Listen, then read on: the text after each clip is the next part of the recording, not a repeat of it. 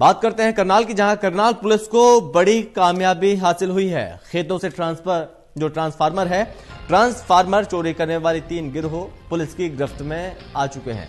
गिरोह के 12 आरोपियों को पुलिस ने गिरफ्तार किया और पकड़े गए आरोपियों ने चोरी की 200 वारदातों को अंजाम दिया। इस बात का खुलासा भी किया इन गिरोह के सदस्यों ने।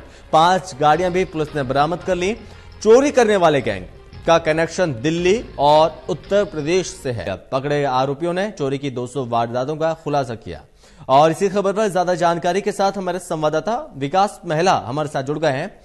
विकास, यहां पर चोरी की वारदातें लगातार हो रही हैं, लेकिन पुलिस को बड़ी सफलता मिली, 3 गिरोह के सदस्यों को गिरफ्तार किया है।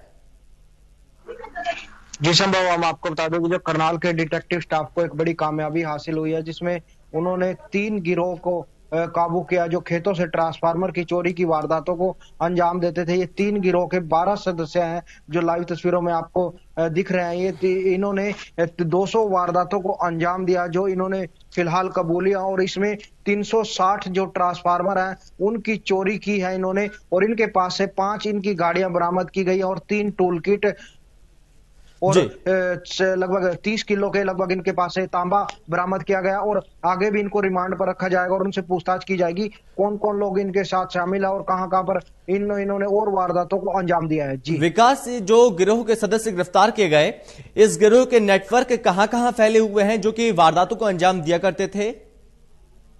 जी संभव, हम आपको बता दें कि जो इनमें अधिकतर जो शामिल है जो सदस्य हैं इनके, वो उत्तर प्रदेश और दिल्ली के हैं, और जो ये हरियाणा और उत्तर प्रदेश की इलाकों में जो वारदातों को अंजाम देते थे। और करनाल के एरिया में ही इन्होंने लगभग 200 वारदातों को अंजाम दे रखा था, जिसमें 360 ट्रांसफार्मरों की जो चोरी की वारदातें इन्होंने फिलहाल कबूलिया, और आगे भी इनको रिमांड पर रखा जाएगा ताकि इनसे बाकी जो बातें हैं वो कबूल करवाई जा सके। और इन्होंने कहां कहां सामान को बेचा और कहां कहां ये ट्रांसफार्मर की चोरी को वारदातों को अंजाम देते थे, इन सभी पहलुओं को लेकर आगे पुलिस ने इनको रिमांड पर ले रखा है। जी और विकास, इन आरोपियों को गिरफ्तार किया, बताया जा रहा है कि 200 से ज्यादा जो वारदातें उन्हें अंजाम दिया गया।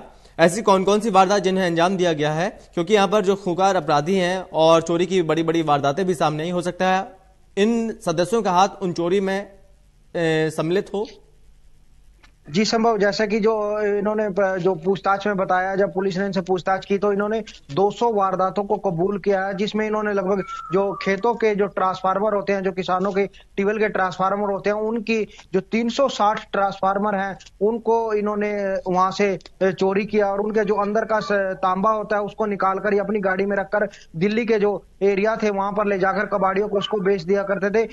फिलहाल इन्होंने जो खेतों में रखे ट्रांसफार्मर है उन 360 ट्रांसफार्मरों की चोरी की वारदात को अंजाम दिया है। जी और विकास, यहाँ पर जो बताया जा रहा है कि 3 गिरोह हैं, उनके सदस्यों को गिरफ्तार किया, एक गिरोह दूसरे से, दूसरा गिरोह तीसरे से, किस तरह से कनेक्ट में आया और ये सभी सदस्य एक दूसरे से किस तरह से कनेक्ट हुए?